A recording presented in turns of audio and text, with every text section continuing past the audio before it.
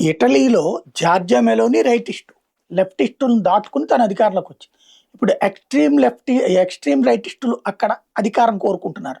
General రాబర్టో వెన్సీ తాజాగా ఒక కీలకమైన ప్రకటన చేశారు. మనం ఇప్పుడే మేలుకోవాలి. ఇప్పుడే మన ప్రజల్ని ప్రిపేర్ చేయాలి.